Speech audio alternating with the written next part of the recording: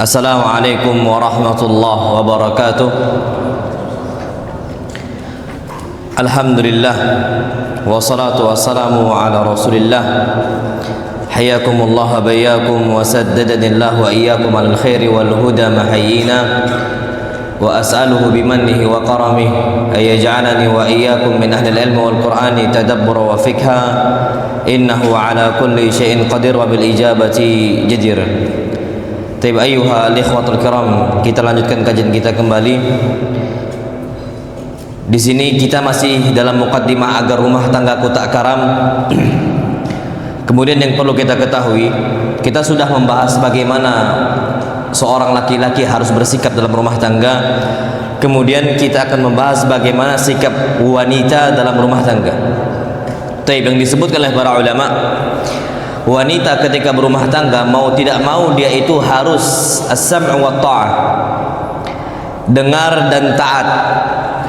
Dan bahkan disebutkan dalam sebuah hadis yang sahih, Nabi kita Muhammad sallallahu alaihi wasallam bersabda, "Idza shallatil mar'atu khamsaha."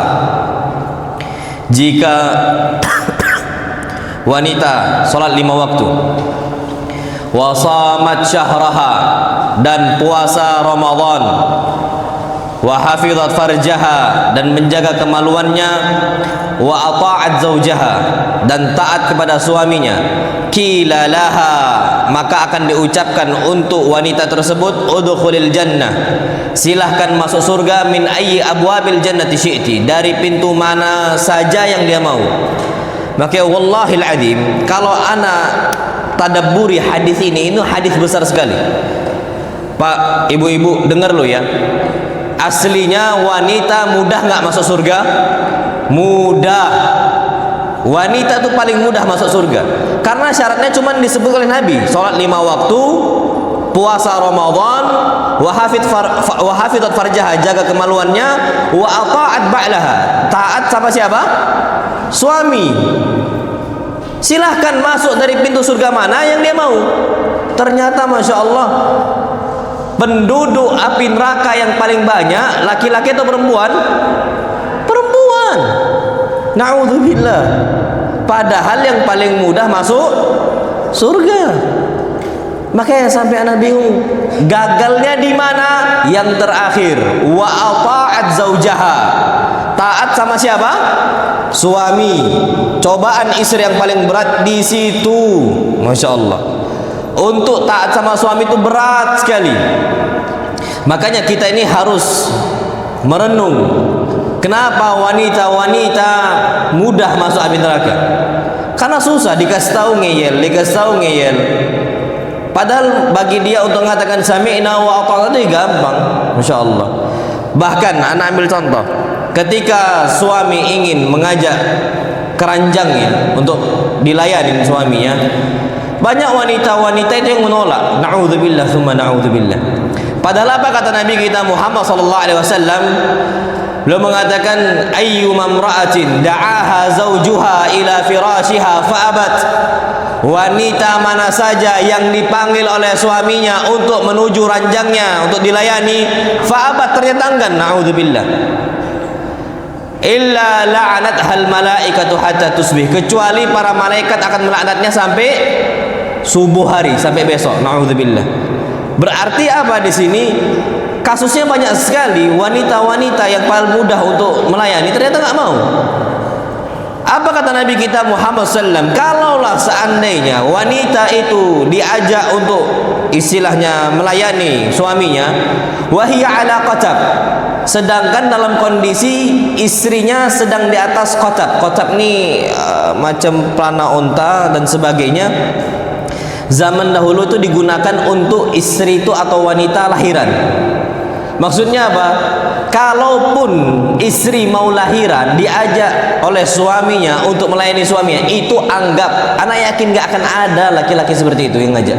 Tapi pun kalau seandainya anggap saja diajak untuk seperti itu, maka apa? Harus saati. Lam tamna'hu, jangan larang, jangan cegah untuk apa? Melayani hasrat suaminya. Makanya Masya Allah, na'udzubillah tsumma na'udzubillah, pada kasusnya banyak suami-suami mencari wanita-wanita di luar sana. Apa sebab? Istri nggak melayani siapa? Suaminya. Padahal suami kalau kapan sudah dilayani, selesai dia urusan. Makanya Masya Allah, Nabi kita Muhammad SAW ketika itu beliau mengatakan, kalau salah seorang dari kalian melihat di luaran sana aurat wanita yang membangkitkan syahwat dia, falyarji' ila ahli, maka harus pulang di saat itu ke rumahnya, jumpai istrinya. Kenapa? Karena fa inna laha ma laha. Apa yang dimiliki oleh wanita yang di luar sana juga dimiliki oleh siapa? Istrinya. Harus dilayani oleh istrinya. Ternyata Masya Allah, ketika suami minta dilayani di rumah, nggak dapat itu. Maka sebagian orang yang nggak bertakwa kepada Allah, sebagian laki-laki yang tidak takut kepada Allah, dia akan melampiaskan syahwatnya pada tempat yang Allah apa? Haramkan. Na'udzubillah. Terjadilah perzinaan. Sebab awalnya bisa jadi awal suami nggak bertakwa, kedua istri yang tidak mau taat sama siapa? Suami. Habis sudah. Na'udzubillah. Na'udzubillah tsumma na'udzubillah. Siapa yang bisa disalahkan? Nggak cuma satu pihak, dua-duanya. Harus dua-duanya. Makanya diancam oleh Nabi kita Muhammad SAW, beliau mengatakan, uritun nar, aku ini diperlihatkan oleh Allah api neraka. Nampak jelas api neraka itu. Fa idza aktsaru ahlihan nisa yakfurna, ternyata kebanyakan penduduk api neraka adalah wanita. Yakfurna, mereka kufur. Ditanya sama para sahabat, ayakfurna billah ya Rasulullah, apakah mereka kufur kepada Allah? La, yakfurnal ashir wa yakfurnal ihsan. Dia ini para wanita kufur sama suaminya, tidak mau istilahnya menganggap jasa suami itu besar, sehingga kufur dia biarkan suami dan sebagai, bahkan sebagian wanita mudah untuk minta cerai, khulu. Sikit-sikit kita pisah, sikit-sikit kita pisah. Mana jasa suami selama ini? Ada kesalahan suami, sudah kita pisah. Padahal anggaplah itu bukan maksiat, ternyata nggak sengaja salah gitu. Atau istri itu nggak mau dalam sebuah perkara yang itu bukan hitungan maksiat, udah kita pisah saja. Mudah terlontar ucapan seperti itu. Maka orang-orang wanita-wanita seperti itu akan diancam oleh Allah Subhanahu wa taala. Dia lebih layak untuk masuk ke dalam api neraka. Kemudian Masya Allah, yang perlu kita ketahui untuk khusus para wanita, jangan mudah untuk ngangkat suara. Ayo wallah, ada ikhwah, karena di Sumatera ya, anak nggak tahu kalau di sini. Di Sumatera itu udah beberapa orang datang, kan Ustaz, istri anak nih kapan marah sama anak dikau-kauin. Kau katanya, iya. Masa antum dikau-kawin? Iya Ustaz. Anak nggak tahu kalau di sini. Tapi kalau di anak dikawin, anak nggak tahu lagi, Pak. Mungkin udah memuncak anak. Karena nggak lagi adab di situ. Hatta dalam urusan rumah tangga lo ya, gitu. Semarah-marahnya kita, anak nggak pernah mengucapkan istri anak ke kau. Nggak pernah. Aib bagiannya, tabu. Kita Pak selaku pemimpin untuk ngomong kau nggak sopan gitu ya, nggak boleh. Kata kasar itu. Apalagi istri ke suami. Tapi terjadi. Makanya pada puncaknya Nabi kita Muhammad SAW ketika bertikai sama Aisyah, Aisyah tuh pernah angkat suara. Abu Bakar udah kesal melihatnya. Ini Abu Bakar jalan di depan rumahnya Nabi, di situ ada Aisyah, rumah tertutup, Masya Allah. Tiba-tiba Aisyah ngangkat suara, kedengaran suaranya sampai luar rumah. Maka apa yang terjadi? Kata para sahabat, ista'dana Abu Bakar an-Nabiy sallallahu alaihi wasallam. Abu Bakar itu di saat itu lewat di depan rumah Nabi, ya mau berkunjung ke rumah Nabi. Pas depan rumah, fasami'a sauta Aisyah. Maka Abu Bakar mendengarkan suara Aisyah alian 'ala Nabi. Suaranya tinggi sekali di hadapan Nabi kita sallallahu. Fadakhal, maka Abu Bakar masuk ke rumahnya Aisyah, falatamaha, maka mau menampar siapa? Aisyah. Saking marahnya Abu Bakar, nggak boleh ngangkat suara. Tabu bagi wanita. Wanita tuh suaranya pelan gitu loh. Suaranya lembut depan apa? Depan suami. anak-anak suara lembut, ngangkat suara sengep. Bukan pasar rumah kita itu. Kalau pasar oke lah. Antum tahu kan yang orang Arab itu yang jualan apa itu kan, yang di Medina wala di Mekah dan sebagainya, ngangkat suara, naam sahih, sekian real, oke, naam. Rumah kita rumah. Wanita pada aslinya fitrahnya itu suara tuh pelan lembut. Tiba-tiba dipakai depan suami dengan suara keras dan bahkan depan anak-anak suara keras, oh nggak bisa. Maka apa kata Abu Bakar? Ala araki tarfa'ina sautaki ala Rasulillah. Aisyah, aku dengar suara engkau ngangkat di hadapan Rasulullah SAW. Tapi dilindungi oleh siapa? Rasul, nggak ketampar. Rasulullah SAW itu nggak suka memukul istri-istrinya. Nggak boleh Pak, memukul istri, nggak boleh. Jadi ditangkis sama siapa? Rasulullah SAW, sehingga Aisyah wajahnya, tubuhnya terlindungi. Maka dari itu ayuhal ikhwatul kiram, jangan sampai kita ini bagi para wanita untuk terbiasa ngangkat suara terus. Kalau ngomong itu semarah-marahnya tetap ucapkan kalimat sayang kalau bisa. Nggak bisa sayang, itu kan enak. Ini enggak, atau minimal bang, kak, nggak bisa bang, nggak boleh, nggak bisa mas. Itu semarah-marahnya kita jangan sampai nggak sopan gitu loh. Coba ditanamkan, ana anggaplah lagi bertikai dengan istri semisal, ana tetap manggil istri itu dek, ana nggak pernah manggil yang lain, dek ana, dek. Atau antum ada panggilan yang lain apa semisal? Kalau Nabi panggilannya untuk Aisyah siapa? Humaira. Humaira itu beda, khusus untuk Aisyah. Aisyah itu saking putihnya, kapan kena panas Humaira jadi apa? Merah. Humaira itu merah. Nah kalau istri kita kena panas gosong, bukan Humaira itu.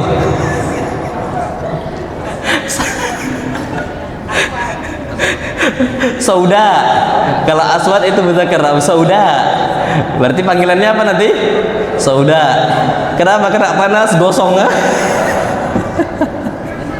Nah kalau Humaira, Nabi panggil Humaira, kenapa? Karena Aisyah kapan kena panas putih Aisyah, saking putihnya, wallah jamilah. Antum dah tahu, masya Allah. Aisyah itu termasuk istri Nabi paling cantik. Khadijah juga sama. Tapi pada faktanya ada juga yang cantik. Siapa? Ummu Salamah. Ummu Salamah ini cantik, masya Allah. Falamma mata Abu Salamah, ketika Abu Salamah itu wafat, Abu Salamah ini sepupu Nabi. Abu Salamah sepupu Nabi dari ibunya. Jadi ibunya Abu Salamah itu namanya Barrah bintu Abdul Muttalib, saudarinya Abdullah bin Abdul Muttalib. Jadi jumpa dengan Nabi statusnya sepupu. Abu Salamah punya istri Ummu Salamah, ma'ruf. Kita tahu semua Ummu Salamah itu cantiknya, masya Allah. Meninggal Abu Salamah, yang ngelamar Ummu Salamah siapa? Rasul. Orang pertama kali yang risau Rasul melamar Ummu Salamah siapa? Aisyah. Cemburu Aisyah. Ummu Salamah pecemburu, Aisyah juga apa? Pencemburu, sama-sama pencemburu. Ya sama-sama cantik, masya Allah. Ngelaporlah Aisyah sama Hafsah. Ya Hafsah, wahai Hafsah, itu Ummu Salamah wanita-wanita yang cantik, masya Allah dan sebagainya. Apa kata Ummu Salamah? Enggak, tengoklah dulu biasa aja, biar aja. Akhirnya pas nengok, cantik rupanya. Balik lagi, enggak, aku sudah lihat cantik. Kata Hafsah, lihat lagi, biasa aja. Pas lihat, oh iya biasa. Apa Pak yang dapat antum ambil faedah? Sugesti itu penting. Sugesti. Jadi kalau istri antum hitam, nggak apa-apa antum panggil Humaira, mudah-mudahan putih nantinya. Sugesti, ya minimal anggapan kita tuh cantik gitu loh sudah. Nah nggak apa-apa kok, insya Allah cantik. Buktinya Ummu Salamah pada puncaknya yang awalnya cantik dianggap Aisyah biasa aja. Kenapa?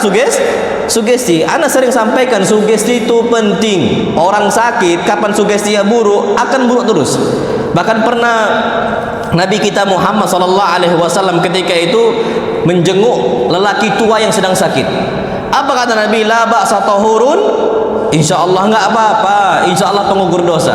Apa kata Nabi kita Muhammad, apa kata wanita tua, laki-laki tua ini? La ya Rasulullah, enggak. Human tafur, ini nih demam yang betul-betul mendidih. Ala syekhin kabir, untuk orang yang sudah tua. Tuziruhul kubur, yang siap dibawa ke kuburan. Nabi itu menanamkan sugesti biar dia itu optimis gitu. Ditolak mentah-mentah sugesti tadi. Dia mengatakan, enggak ya Rasulullah, ini bakal meninggal saya. Apa kata Nabi? Idzan fanam, kalau gitu ya. Maka Nabi keluar langsung meninggal. Masya Allah, langsung Nabi keluar langsung meninggal. Sugesti itu penting makanya. Jadi ala kulli hal, kita kembali ke tema. Nabi SAW itu memanggil Aisyah dengan apa? Humaira, wanita cantik, Masya Allah, pipi itu merah gitu. Naam, sahih. Jadi kalau antum punya istri putihnya putih nian, ya panggil Humaira, nggak ada masalah. Atau antum ada panggilan yang lain, semisal Cayang pun nggak apa-apa. Cayang di mana? Semisal, nggak tahu kan, semisal. Tapi kalau antum nelpon depan orang, jangan pula panggil Cayang, jatuh muruah antum. Semisal kalau antum semisal ada panggilan, panggillah. Ala kulli di sini jangan sampai Pak berkata kasar. Suami ke istri, istri ke suami, tetap panggil panggilan sayang. Anak nggak akan berubah. Panggilan sayang anak untuk istri anak itu adik. Itu adik, nggak berubah. Anak harus ayomi, anak harus sayangi dan sebagainya.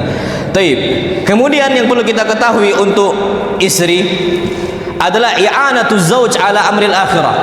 Istri yang salihah itu dia senang kapan membantu suaminya dalam urusan apa? Akhirat. Dan ini penting sekali. Bahkan apa hadis Nabi kita Muhammad sallallahu alaihi wasallam, liyattakhidha ahadukum qalban syakira.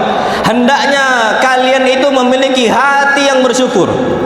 Wa lisanan dzakira, dan lisan yang hobi untuk berzikir kepada Allah. Kemudian apa? Wa imra'atan tu'inuhu ala amril akhirah, dan hendaknya kalian itu memiliki istri yang membantu suaminya dalam urusan apa? Akhirat. Dan ana wallahil adim, sampai detik ini ana terbantu sama istri ana. Ana itu kadang-kadang merasa lelah, capek Pak. Ana kajian tuh Senin ke Senin malam loh ya, belum ngurus pondok. Pondok itu dari jam 7 sampai jam 3 sore. Nanti malamnya itu dari jam 3 sampai jam 5 itu kosong, ana udah harus berangkat lagi kajian. Pulang dari kajian itu sampai jam 10. Kondisi seperti itu, punggung ana tuh kerasa kadang-kadang tuh capek. Ada kalanya ana tuh beberapa kali minta di apa libur kajiannya. Nggak boleh Bang, kita hidup cuma sebentar, akhirat tuh panjang. Berangkatlah, bismillah. Ana sampai mikir, lu istri ana aja orang di luar sana kapan ditinggal suaminya bekerja nangis, jangan lama-lama ya kerja di luar. Ini ana malah disemangatin. Ya Allah, ana sampai mikir memang penting istri itu. Kalau seandainya istri ana ngomong, oh yaudah Bang libur aja kita jalan-jalan, ahlan libur itu kajian. Tapi istri ana yang nggak bisa Bang, jangan, berangkat. Makanya ana tuh seneng ketika memiliki istri yang seperti itu. Ana ambil contoh, hatta anak-anak yang selalu untuk membawa anak-anak ke masjid itu istri ana. Istri ana, ana sudah siap pakai jubah, dipanggil satu-satu sama istri ana. Nak sini nak, pakai jubahnya. Hatta yang paling kecil, bahkan sampai hal yang detail, yang kecil itu detail istri ana. Antum tahu songkok itu? Songkok istri ana itu beli, dibuat namanya, dijahit, namanya Khalid, namanya Syakib gitu. Dibuat sama istri ana. Biar dia itu senang pakai apa? Peci. Sekarang pakai peci terus Pak anak-anak. Berangkat pakai peci maksudnya. Dan ini yang anak ambil dari Imam Ahmad ibn Hanbal rahimahullah. Apa kata Imam Ahmad? Kanat ummi tulbisuni al-imamata wa ana atlubul hadis. Ketika saya mau belajar hadis, maka Imam Ahmad yang memakaikan apa? Imamah bagi saya. Umminya yang memakaikan apa? Imamah bagi saya. Umminya Imam Ahmad. Jadi ngaruh istri yang betul-betul membantu urusan siapa? Suami. Nah, ana nggak tahu kenapa sebagian wanita itu lesu bantu suaminya, bantu urusan akhirat suami itu. Nggak tahu. Mungkin bisa jadi Pak. Bisa jadi lo ya, bisa jadi. Antum itu malas untuk nunjukkan cinta antum kepada istri. Minimal antum itu istilahnya rasa sayang itu nggak nampak. Taib. Sekarang tanya gini aja, Antum berangkat ke sini, ke masjid, atau sholat 5 waktu ke masjid, antum cium nggak istri-istri antum? Bu, karena ibu-ibu aja lah. Ibu-ibu sering nggak dicium sama suaminya kapan suami ke masjid? Syuf, jarang lah. Emak-emak itu ngomong sudah. Nabi SAW tanpa ditanya pun Aisyah ngomong. Aisyah loh yang ngomong. Karena Rasulullah SAW idza kharaja ila shalah, Nabi kapan berangkat sholat 5 waktu loh ya, kapan berangkat sholat ke masjid 5 waktu, qabbala azwajahu, qabbala ba'd azwajihi, Nabi cium istrinya. Istri beliau itu banyak, antum cuma satu, tak tercium pula. Aduh, istri Nabi Hafsah dicium, Aisyah dicium, Ummu Salamah dicium. Ketika berangkat ke mana? Masjid. Ya wajar istri-istri beliau cinta sama beliau. Masuk rumah dicium nggak ibu-ibu? Enggak dicium, ya Allah. Nabi SAW kapan masuk rumah, kebiasaan beliau, ini Aisyah sendiri ngomong, karena Rasulullah SAW idza dakhala baitahu bada'a bisiwak. Nabi kapan masuk ke dalam rumahnya, beliau mulai dengan apa? Siwak. Wangi mulut Nabi, wangi famnya Nabi SAW. Akhirnya ketika dicium istri-istri beliau, senang, bahagia. Kita ya Allah, udahlah nyium istri, pas mulut bau asbak lagi.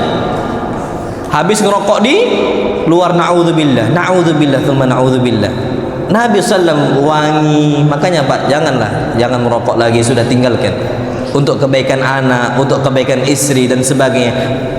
Hukumnya udah jelas haram. Anggaplah pun antum anggap makruh gitu loh ya. Istri antum gimana kondisinya? Anak antum gimana kondisinya? Apalagi udah jelas kata para ulama haram sudah. Dulu dikhilafkan karena para dokter belum melakukan penelitian. Kan sekarang semakin berkembang penelitian. Dulu rokok dapat menyebabkan serangan jantung, kanker paru-paru, impotensi, terus apa lagi? Dan gangguan dan seterusnya. Sekarang semakin meningkat. Rokok apa? Membunuhmu sudah. Kalau sudah membunuhmu, rokok itu berarti itu tinggalkan, haram sudah, apalagi. Nah dulu penelitian itu belum ada, makanya ragu nih, ini haram ataukah halal, haram ataukah halal. Pada puncaknya mentoknya apa? Makruh. Semakin berkembang ternyata berbahaya, dan udah betapa banyak orang-orang terkena kanker gara-gara rokok itu. Berhenti. Nah jadi untuk para wanita, kita kembali ke tema, usahakan selalu bantu suami dalam urusan apa? Akhirat. Bantu, insya Allah. Usahakan bantu terus. Nah suami, caranya agar istri itu semangat, tunjukkan kita ini sayang. Bahkan sama anak-anak antum, Mbak. Anak-anak antum tuh tolong dicium. Ustadz udah tua, cium gitu loh. Anak-anak 6 tahun sampai sekarang cium terus kok. Yang paling kecil 1 tahun Anda juga cium. Anda nggak pernah, Pak, jarang Anda nggak cium istri, anak-anak. Bahkan selalu keluar mau berangkat ke sekolah, dia salam datang ke Nabi, salam bi, salam habis sudah cium sudah. Karena kebiasaan Nabi kita Muhammad SAW itu mencium Hasan dan Husain, nyium putri-putri beliau, itu biasa bagi Nabi. Bahkan apa kata para sahabat, karena Rasulullah SAW yuqabbilu al-Hasan wal Husain. Nabi itu terbiasa sering sekali mencium Hasan dan Husain, sering. Biasakan. Bahkan ada salah seorang Arab Badui datang ke Nabi SAW, lagi ngobrol, datang nih Hasan sama Husain. Nabi cium satu persatu. Orang Arab Badui, biasalah Badui itu kan pelosok kampung dan sebagainya. Pas datang, Masya Allah, apa kata Arab Badui ini ketika melihat Nabi mencium Hasan dan Husain? Ya Rasulullah, innali asyratu abna, aku ini punya 10 anak, ma qabbaltu minhum ahada, satu pun anak saya dari pertama sampai ke 10 aku nggak pernah cium. Apa kata Nabi kita sallam? Apakah engkau mau Allah cabut kasih sayang dari hati engkau? Biasanya orang yang jarang cium anak-anaknya, dia bengis. Allah akan apa? Cabut rahmat dari hatinya. Biasanya gitu. Makanya kata Nabi, maukah engkau Allah cabut kasih sayang, rahmat dari hati engkau? Berarti cara atau sebab kita itu bisa mudah lembut sama anak, lembut sama istri, dengan cara apa? mencium mereka, cium anak-anak kita, cium istri kita, cium keningnya, cium pipinya, itu biasa. Bahkan Pak, anak sampai sekarang itu sering main sama anak-anak itu hidungnya pesek. Hidungnya pesek, anak tuh sering ambil anak cium gini-gini kan. Anak tahu kan yang main hidung itu? Karena anak sama anak mancung hidungnya. Digitu kan sama abiana sampai sekarang. Makanya coba antum biasakan kondisi seperti itu, tegas-tegas gitu. Antum tahu Pak, para sahabat Nabi kita Muhammad sifatnya bagaimana? In kharaja asad. Kalau keluar rumah singa. Tegas, Masya Allah, singa. Wa in dakhal fahad. Tapi kalau dalam masuk rumah dia itu macan tutul. Macan tutul itu tegas tapi ngayomi, sayang dia. Kalau singa itu semua diterkamnya. In kharaj asad wa in dakhal fahad. Antum gitu sama anak-anak, sayang, ayomi anak kita, istri kita dan sebagainya. Tegas tetap tegas, A B B. Tapi kapan kita sayang, tunjukkan rasa kasih sayang kita. Tapi kalau kita di luar sekarang, Masya Allah, keluar singa masuk kucing, miau katanya, keluar bicara poligami, bicara ini, paten kali. Pokoknya nggak ada yang ngalahin dia. Pas masuk ke dalam rumah apa? Kucing. Suami takut istri. Na'udzubillah, summa na'udzubillah. Itu yang kita tidak inginkan. Jadi ala kulli Pak, di sini bantulah istri bagaimana bisa membantu suami dalam perkara apa? Akhirat. Taib, terakhir, muqaddimah terakhir. Nanti ana akan sampaikan beberapa poin yang membantu rumah tangga kita. Yang mana poin-poin ini, Pak, itu udah ana tulis, ana berikan catatan, itu penting. Itu yang bisa membuat rumah tangga itu rusak. Dan ana udah kumpulkan 100 poin lebih. Bagaimana rumah tangga itu bisa apa? Rusak, karam, karena kita nggak perhatikan poin-poin tadi. Insyaallah ini muqaddimah yang terakhir adalah wanita kalau bisa at-tajammul, senang untuk berias, ya istilahnya berdandan di hadapan siapa? Suami. Apa kata Nabi kita Muhammad sallallahu alaihi wasallam? Khairun nisa, sebaik-baik wanita, imra'atan idza nazarta ilaiha sarratka, adalah para wanita yang kapan engkau melihat istri engkau bahagia, cantik, Masya Allah. Ini kebalikannya, istri berdandan kapan keluar rumah, di rumah tak berdandan. Banyak nggak istri gitu? Banyak. Make upan itu kapan mau keluar, dalam rumah nggak pakai make up, keluar rumah pakai minyak wangi, na'udzubillah. Di rumah nggak pakai minyak wangi. Wanita pakai minyak wangi, tapi di mana? Di rumah. Kan Nabi mengatakan dalam hadis yang sahih, Nabi mengatakan khairu tibin nisa, sebaik-baik parfumnya wanita, ma dhahara launuhu wa khafiya rihuhu, yang warnanya itu pekat tapi wanginya itu samar. Ini dipakai untuk di hadapan siapa? Suami. Nah ternyata kebalikannya, sekarang para wanita pakai minyak wangi kapan keluar. Ini nggak boleh. Ancaman Nabi kita SAW itu ada. Ayyuma imra'atin ista'tarat, wanita mana saja pakai minyak wangi, famarrat ala qaum, dia melewati sebuah kaum, liyajidu min rihiha, agar orang-orang laki-laki di luar sana mencium wanginya, fahiya zaniyah, maka dialah wanita apa? Pelacur, na'udzubillah. Jadi pakai minyak wangi, berhias diri. Ini ya Allah, suami pulang dari kantornya sore hari, istri masih bau terasi, ucum, bau asem. Ini jangan sampai kejadian kayak itu. Harusnya udah siap, kan udah tahu nih suami kira-kira biasanya kan dari hari ini pulang jam sekian, hari ini jam sekian, kan udah ketahuan. Maka apa? Pakailah minyak wangi. Dan ana ada minyak wangi yang tertentu yang ana suka, istri ana pakai gitu. Antum beli, antum sampaikan, "Dek, pakailah minyak wangi ini, abang suka." Antum beli. Itu dipakai khusus di rumah, halal. Enggak boleh. Yang penting hanya di hadapan mahramnya saja. Tapi kalau di luar rumah hukumnya apa? Haram, tidak boleh dipakai. Itu kata para ulama. Taib, ini muqaddimah yang ana sampaikan. Kita masuk ke inti poin-poin agar rumah tanggaku tak karam. Taib. Ayyuhal ikhwatul kiram. Agar rumah kita tidak karam, poin yang pertama yang harus kita ingatkan adalah memulai rumah tangga dengan niat yang lurus. Niat karena ibadah kepada siapa? Allah. Ini laki-laki dan perempuan dua-duanya harus tanamkan niat ini di hatinya. Yang namanya nikah bukan sekedar adat. Sekarang orang ini nikah karena nganggap saya ini sudah tua, mau nggak mau harus apa? Nikah. Jadi nikah itu sekedar euforia saja. Hanya ikut-ikutan saja, hanya sekedar selebrasi saja. Dia mau merayakan kondisi dia sudah nikah gitu. Hanya mengganti status dari jomblo ke menikah, punya pasangan. Ini biasanya nggak akan bertahan lama. Wallahil adzim. Pernikahan yang tidak dilandaskan niat untuk beribadah kepada Allah biasanya nggak lama. Tapi kalau orang-orang bertakwa, niat dia adalah mencari ridha Allah Subhanahu wa taala. Saya nikah karena Allah yang suruh.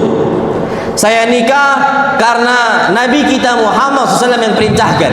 Karena sami'na wa ata'na, saya nikah.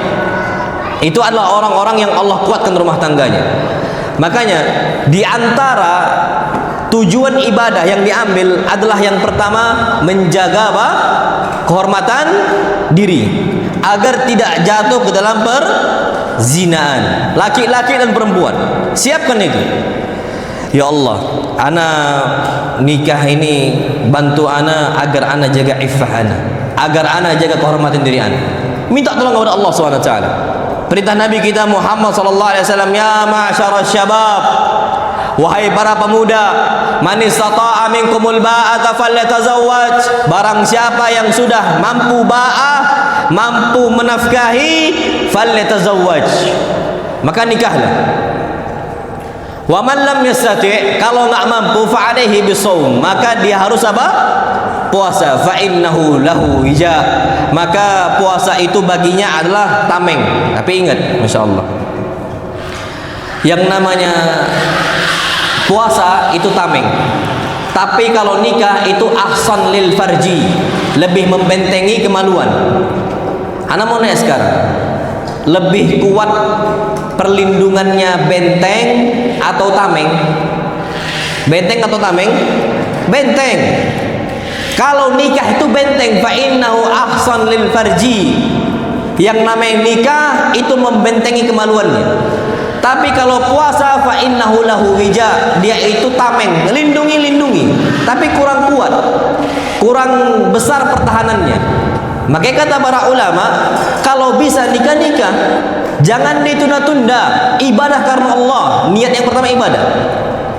Makanya kalau antum masih ada di sini yang belum nikah, nikahlah. Apalagi yang antum tunggu? Nikah sudah, masa muda nikah. Rugi kalau nikah ketika sudah tua. Anda tuh merasa rugi nikah tuh baru istilah 7 tahun yang lalu. Kenapa nggak dari dulu? Lebih lama lagi kan gitu. Tamat selesai nikah. Oh, Ustaz, beda Ustaz. Nikah itu butuh dana besar. Tiap antum nikah berapa dana antum di sini? Berapa Pak di sini nikah? Hah? Anda nggak tahu kondisi di sini berapa?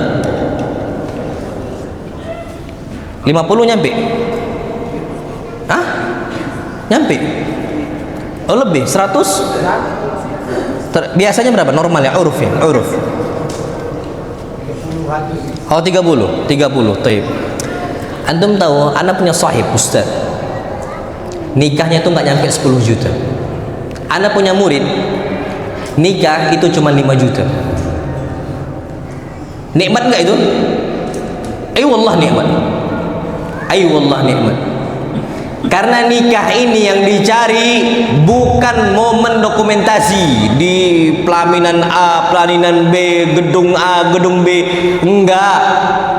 Kita menghabiskan duit 30 juta, 50 juta, 100 juta habis dalam satu hari. Habis. Padahal harusnya 100 juta itu bisa digunakan untuk persiapan nikah setelahnya. Antum tahu kok nikah setelahnya? Kehidupan setelahnya. Nikah cuma sekali ya, jangan sampai berkali-kali kalau bisa. Sunnahnya itu monogami, bukan poligami. Sunnahnya aslinya itu monogami, bukan poligami. Dan ini mazhabnya para ulama. Kalau bisa satu-satu. Kalau antum bertanya, sebagaimana Khadijah, Nabi ketika menikah sama Khadijah, apakah Nabi poligami? Enggak, cuma satu. Makanya kata para ulama kalau bisa satu cukup. Tapi kalau antum poligami, maka wajib para istri untuk sabar, jangan gugat suami, sudah biarkan saja, biarkan saja. Taib, kita kembali ke tema nikah. Itu para pemuda aslinya bisa untuk menjaga kehormatan dirinya, tapi dia udah stres duluan mikir dana 50 juta, 60 juta, 70 juta. Dengan apa kami nikah? Taib, padahal nikah itu kan cuma butuh 3. Pertama di situ wali, kedua di situ mahar, ketiga apa? Saksi.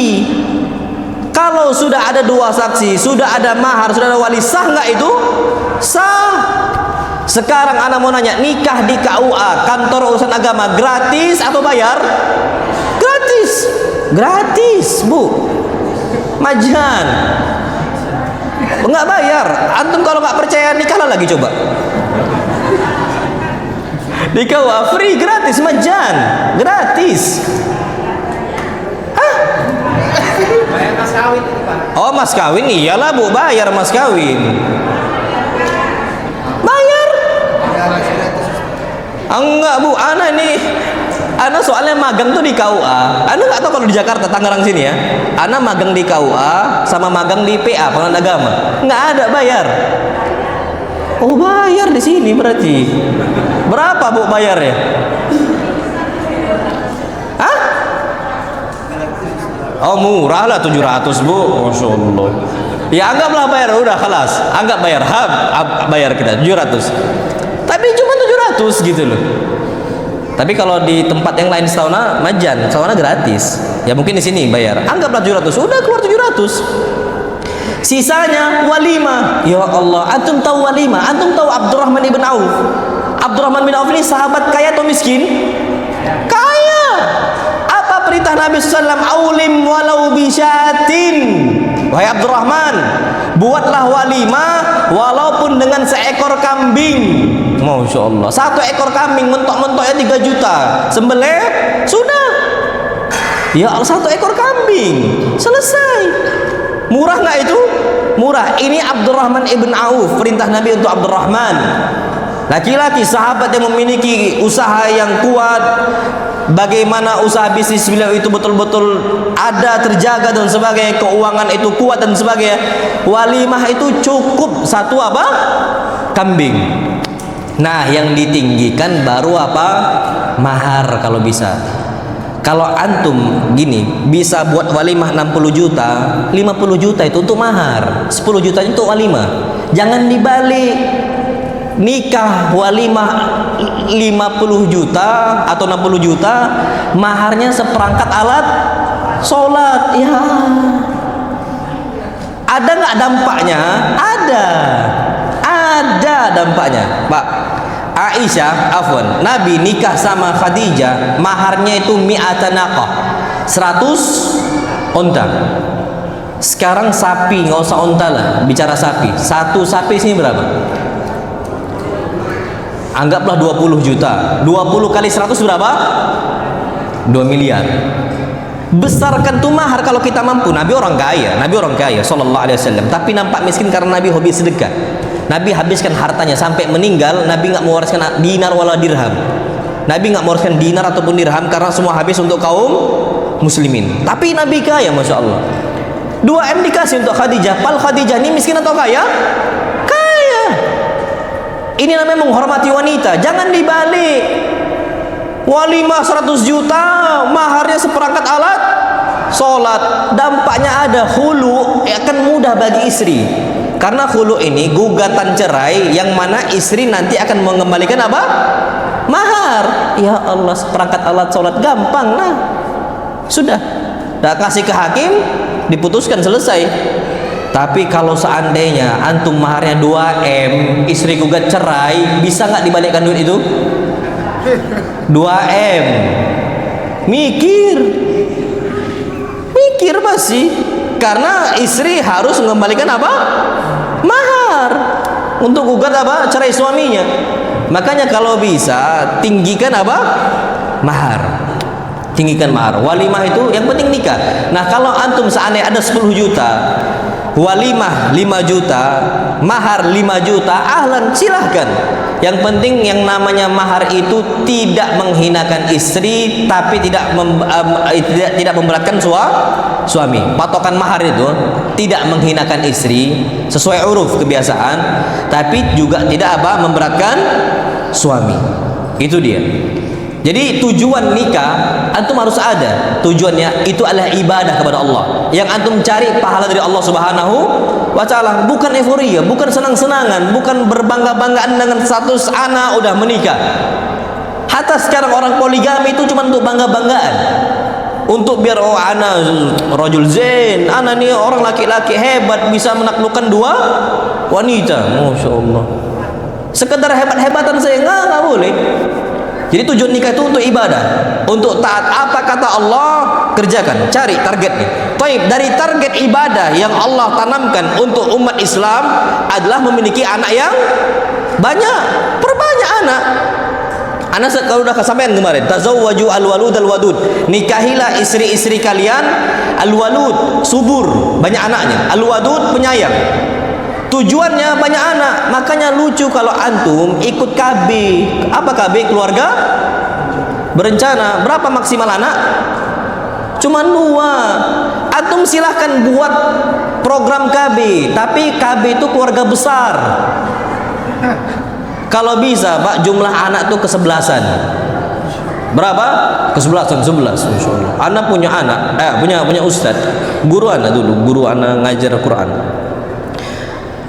Awal anak datang ke Pramuli, dikabarkan Ustadz Fulan anaknya 11. Masya Allah.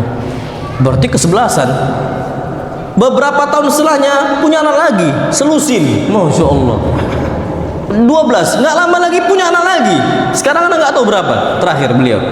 Masya Allah, anaknya banyak. Karena memang Nabi itu akan bangga dengan banyaknya umat Islam, perbanyak. Karena kalau antum perbanyak keturunan, Masya Allah, akan semakin tinggi kalimat la ilaha illallah. Apalagi anak-anak antum dekat dengan agama Islam, yang mendakwahkan agama Islam, fulan dakwah, fulan dakwah, fulan dakwah, dari keturunan antum, pahala antum akan besar. Cari ibadah kepada Allah Subhanahu wa taala, dan nggak perlu takut. Yang namanya ibadah pasti dibantu sama siapa?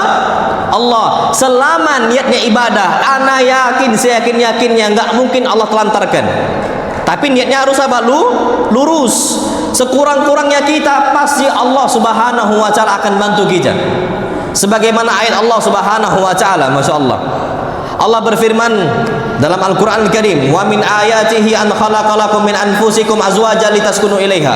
Kalau kita ini niatnya nikah itu adalah untuk ibadah, Allah Subhanahu wa taala jadikan istri kita adalah sakinah bagi kita. Litaskunu ilaiha. Sakinah, tenang. Karena ibadah patokannya. Sekarang Masya Allah, banyak laki-laki yang hobinya keluar nongkrong sama kawan-kawannya, futsalan sampai tengah malam, habis futsalan lanjut lagi ngopi, habis itu lanjut lagi. Nggak ada sakinah di hati ya. Padahal tujuan nikah itu litaskunu ilaiha, sakinah. Kalau ibadah kita yang kita tanamkan dalam hati kita dari pernikahan kita, ana yakin sakinah. Terus apa? Wa ja'ala bainakum mawaddatan wa rahmah. Sakinah, mawaddah dan rahmah.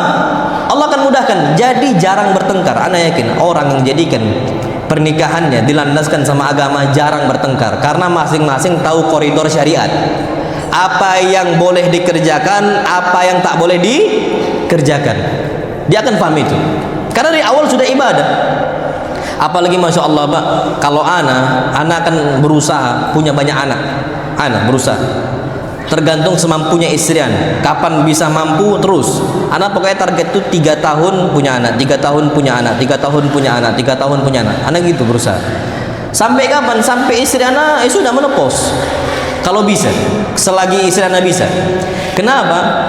Karena memang kita ini diperintahkan untuk banyak anak. Kenapa dijarak? Boleh nggak hukum jarak kehamilan? Boleh. Namanya tanzimun nasl, menjarak keturunan boleh, tapi nggak boleh tahdidun nasl, membatasi tidak boleh. Semisal KB cuma 2, enggak. Tapi kalau mengasih jarak 3 tahun 3 tahun, kenapa 3 tahun?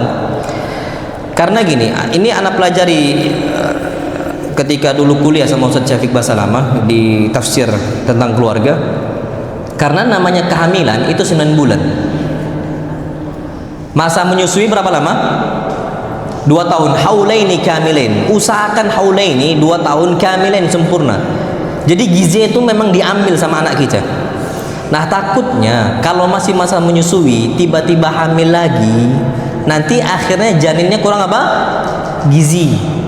Atau anaknya yang kurang gizi. Jadi bisa janin yang kurang gizi atau anaknya. Itu terjadi. Ada salah satu ustadz, anak itu sering sakit terus di tempat kami. Sakit.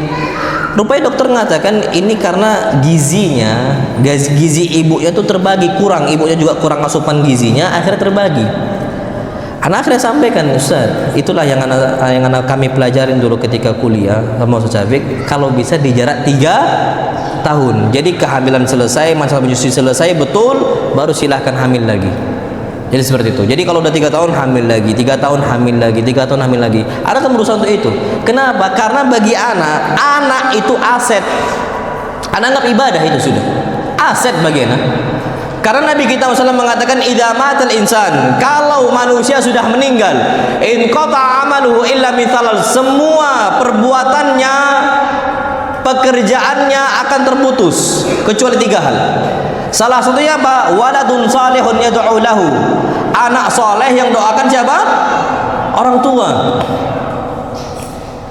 Pak, kita nggak tahu Pak ya, anak kita itu besar nanti apakah ingat kita ataukah enggak. Kayak antum tanamkan Pak, dari kecil loh ya anak kita. Nak, doakan abi umi. Doanya Rabbi firli wali walidayya warhamhuma kama rabbayani shaghira. Gak usah kita bicara anak-anak kita. Antum udah doa belum hari ini? Rabbi firli wali walidayya warhamhuma kama rabbayani shaghira. Udah doa belum kita hari ini? Alhamdulillah, yang anak takut ada yang belum. Al jazaa'u min jinsil amal. Balasan itu sesuai dengan amal kita. Na'udzubillah. Hal jazaa'ul ihsani ilal ihsan. Perbuatan baik akan dibalas baik, perbuatan buruk akan dibalas apa? Buruk. Yang anak takut kapan kita nggak doakan orang tua kita, suatu saat kita sudah tua bahkan meninggal, anak kita nggak doakan kita. Na'udzubillah. Makanya ajarkan, bagi anak itu aset. Apalagi Masya Allah, kalau ternyata anak kita semualah perempuan, putri kita dalam bentuk apa? Wanita. Kalau kita punya 3 putri, 3 anak perempuan, apa kata Nabi kita Muhammad SAW? Man kunna lahu 3 banat. Barang siapa yang memiliki 3 anak perempuan, kunna lahu hijaban minan nar, maka 3 anak ini yang akan menghalangi bapak ibunya masuk ke dalam api neraka. Mereka mengatakan, "Ay Rabbi, ya Allah, itu bapak saya jangan masukkan." Anaknya anak yang salihah, putri yang salihah, rajin dia itu belajar, rajin menuntut ilmu, rajin sholatnya, taat kepada bapak ibunya. Dia mengatakan, "Enggak ya Allah, jangan masukkan." Allah innallaha rahim. Allah itu maha penyayang. Kapan diminta sama hamba di dunia dikasih, apalagi sama hamba Allah yang saleh, amatullah, akan diberikan selamat. Itu kalau punya 3 anak perempuan.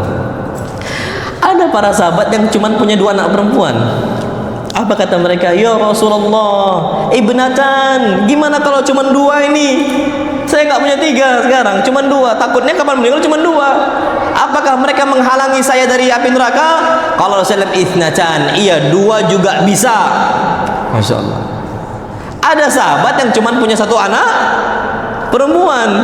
Apa kata mereka? Ya Rasulullah, fawahidah. Gimana kalau cuma 1 anak perempuan yang saya miliki? Rasul mengatakan fawahidah, 1 juga bisa menghalangi kita dari api neraka.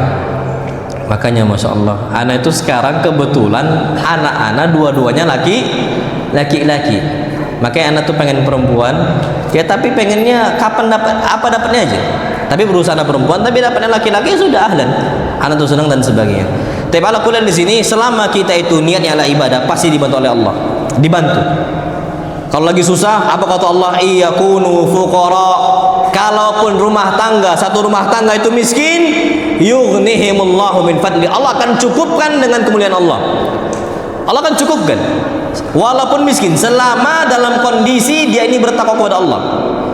Tapi sekarang ada orang, ya Allahu Akbar, udahlah kondisi lagi sulit ekonomi, bukannya malah bertakwa, malah ikut judi online. Judi apa? Online. Udahlah berharap kaya, nggak akan bisa. Kalau dia rumah tangga ini taat kepada Allah, nggak apa-apa taat. Jangan main kayak gitu, jangan main judi, sudah lurus saja. Astagfirullah. Lurus dia ini. Apa kata Allah? Yughnihimullahu min fadli. Allah akan cukupkan dengan caranya Allah, Makanya jangan sampai kita ini nggak bertakwa kepada Allah. Ala kulli hal, bagaimanapun kondisi sesulit-sulitnya kita, Allah akan jaga. Buktinya apa? Ada salah seorang sahabat Nabi SAW yang Allah bantu rumah tangganya. Hatta ketika dia sudah meninggal, saking taatnya dia kepada Allah, saking taatnya dia kepada Rasulullah SAW, Allah bantu rumah tangganya sampai suami sudah meninggal. Siapa dia? Julaibib ini, masya Allah, disebut oleh Abu Barzah al-Aslami, anna Julaibiban kana imra'an yadkhulu 'ala nisa. Ini Julaibib, ya seorang laki-laki yang mainnya cuman sama anak-anak kecil wanita. Dia bukan orang yang gagah, bukan orang yang panglima perang, bukan orang yang berkuda, bukan orang yang memanah, enggak. Julaibib, masya Allah, Julaibib imra'annya dukhulan nisa. Dia ini ya sering main sama anak-anak kecil wanita. Yamurru bihinna wa yula'ibuhunna. Julaibib lewatin para wanita dari kalangan anak kecil, ya, dan bercanda sama mereka. Jadi mainnya itu bukan sama apa? Yang lajang, sama pemberani, panglima dan sebagainya. Fakultu limraati, maka Abu Barzah ngomong ke istrinya, la yadkhulanna 'alaikum Julaibib. Jangan sekali-kali Julaibib masuk ke dalam rumah kita. Kita ini punya anak-anak kecil perempuan, jangan sampai Julaibib masuk ke rumah kita. Fa in dakhala 'alaikum, kalau seandainya Julaibib masuk ke sini, la af'alanna wa la af'alanna, aku akan hukum kalian. Ini Abu Barzah al-Aslami ngomong kepada keluarga siapa? Julaibib, kepada keluarga dia. Jadi takut Julaibib itu masuk, karena bukan orang yang terpandang Julaibib itu, masyaallah. Dan antum tahu Julaibib ini yang ajibnya, antum tahu bermalam di mana Julaibib? Di pekarangan rumah orang, ada tanah kosong, di situ Julaibib tidur. Sudah, nggak ada rumah, tidak ada pekerjaan tetap. Julaibib nggak ada pekerjaan tetap, bukan orang yang punya fulus, dan juga ya nggak ada tempat tinggal. Wa kanatil ansar, orang-orang Ansar, idza kana li ahadihim ayyimun lam yuzawwijha hatta ya'lam hal lin nabi sallallahu alaihi wasallam fiha haja. Orang-orang Ansar, kapan mereka memiliki putri atau memiliki keluarga yang sudah menjanda, mereka ini pertama kali tidak akan nikahkan putri-putri mereka atau keluarga mereka yang menjanda sampai pertama kali yang ditawarkan siapa? Rasul sallallahu alaihi wasallam. Yang pertama kali ditawarkan siapa? Rasul SAW. Taib. Kalau ternyata Rasul nggak butuh, ya sudah, ditawarkan ke yang lain. Faqala Rasulullah sallallahu alaihi wasallam li rajul min al-ansar.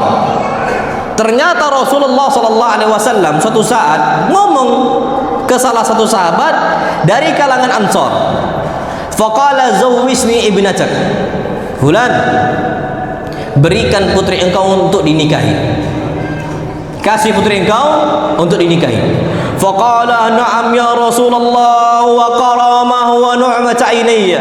Iya ya Rasulullah, silahkan ambil putri saya. Ini sebuah kemuliaan dan kenikmatan yang besar, ambil ya Rasulullah. Apa kata Nabi kita SAW? Inni la uriduha li nafsi. Tapi bukan saya yang mau nikahin putri engkau. Terus siapa ya Rasulullah? Qala li Julaibib. Untuk Julaibib. Julaibib ini nggak ada rumah, tidur cuma di pekarangan rumah orang, pekerjaan tidak ada, fulus juga tidak ada. Faqala li Julaibib. Untuk Julaibib. Ya Rasulullah, idzan usyawiru ummaha. Kalau gitu aku mau musyawarah dulu dengan apa? Istriku. Mikir-mikir, masya Allah. Mikir-mikir. Entar dulu ya Rasulullah. Aku coba musyawarah dengan istri aku. Taib. Datanglah apa? Orang Ansor ini ke rumah ke istrinya. Dia mengatakan, Rasulullah Sallallahu Alaihi Wasallam datang yakhtub ibnatak. Datang meminta putri engkau. Apa kata istrinya? Nam, kasihlah, jangan ditunda lagi. Wa nu'mata ainaya wa karamah, ini sebuah kemuliaan besar bagi kita. Wahai suamiku, kasih, jangan tunda-tunda lagi. Faqala walakin laisa li Rasulillah. Tapi bukan untuk siapa? Rasul. Terus untuk siapa? Untuk Julaibib. Julaibib ini. Julaibib itih. Nah gitu. Ini itu apa? Itih bahasa kita. Enggak lah. Apa kata istrinya? Wallahi la nuzawwijuhu abada. Kami enggak akan nikahkan putri kami dengan Julaibib selama-lamanya. Enggak mau. Falamma arada ayyakuma liyati ya Rasulullah sallallahu alaihi wasallam. Ketika suaminya mau membuka pintu rumah untuk berangkat ke Rasul, bahwa saya istri enggak setuju, mau dikabarkan nih. Fakharajat, keluarlah dia. Dia mengatakan, man khatabani ilaikum. Tadi aku dengar kayaknya ada yang mau melamar saya. Man khatabani ilaikum. Siapa yang nawarkan saya untuk dinikahi? Siapa? Dan saya mau dinikahi sama siapa?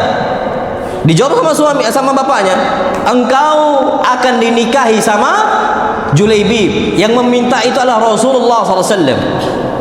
Apa kata wanita yang muslimah yang taat kepada Rasulullah SAW? Dia mengatakan, atarudduna amra Rasulillah. Apakah engkau menolak tawaran Rasul? Iya, tapi kan Julaibib gini. Atarudduna amra Rasulillah. Aku mau tolak tawaran Rasulullah SAW. Idfa'uni fa innahu lam yudayyi'ni. Bawa saya ke Rasul. Nikahkan saya sama Julaibib sekarang. Fa innahu lam yudayyi'ni.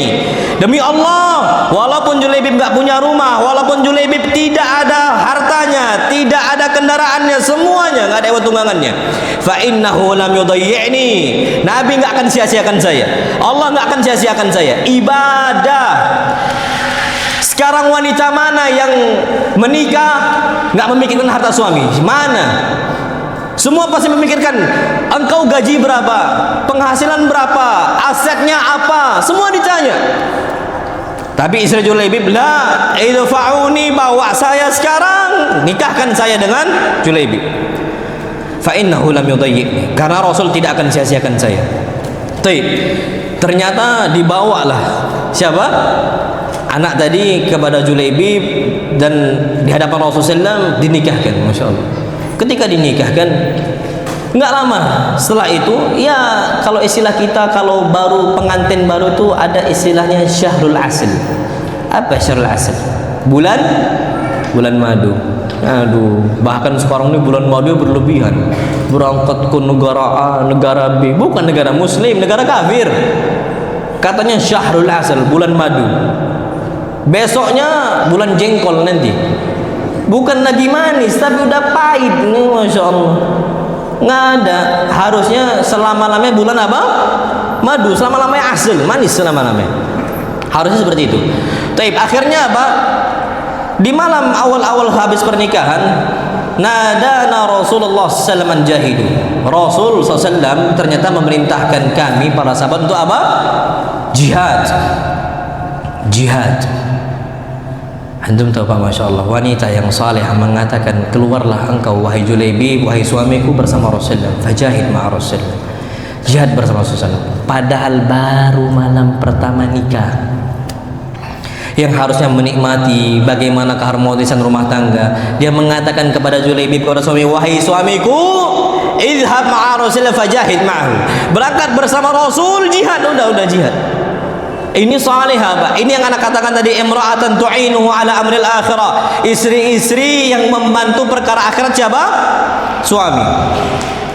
Berangkatlah Julaibib. Berperang, Pak. Perang ini berkecamuk besar.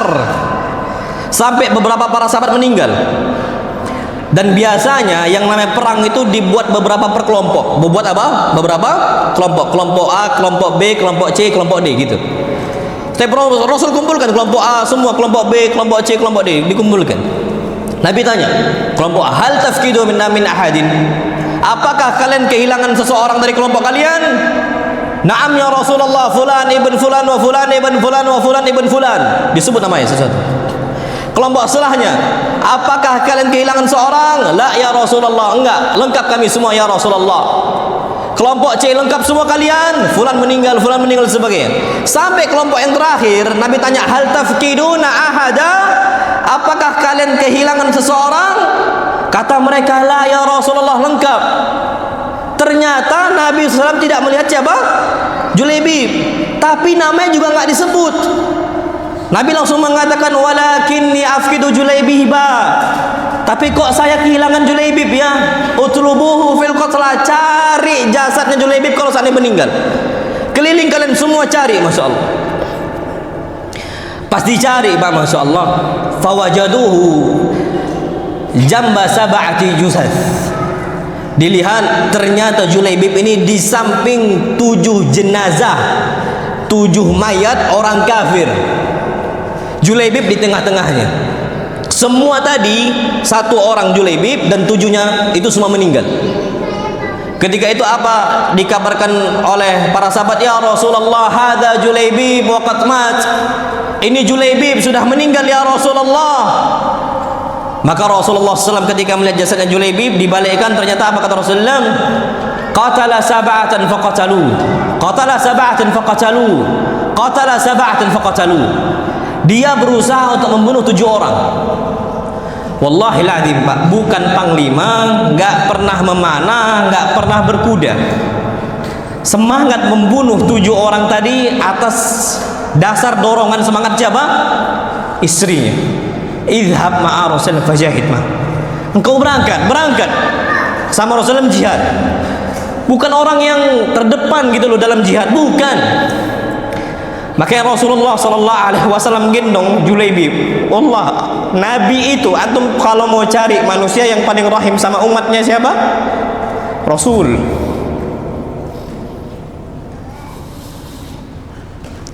Sampai digendong sama Rasulullah SAW, digondong Pak Julaibib. Apa kata Anas bin Malik? Lam yakun li Julaibib firasun illa sa'ida Rasulullah. Julaibib itu nggak pernah punya kasur, nggak pernah punya bantal, kecuali kedua telapak tangannya siapa? Rasulullah. Itu pun ketika Julaibib sudah apa? Meninggal. Jadi tidur tuh nggak beralaskan kasur, nggak beralaskan bantal. Ketika meninggal dimuliakan oleh Allah Subhanahu wa taala, ditidurkan di telapak tangannya siapa? Rasulullah. Maka Rasulullah SAW apa? Beliau gali kuburan beliau dengan tangan beliau.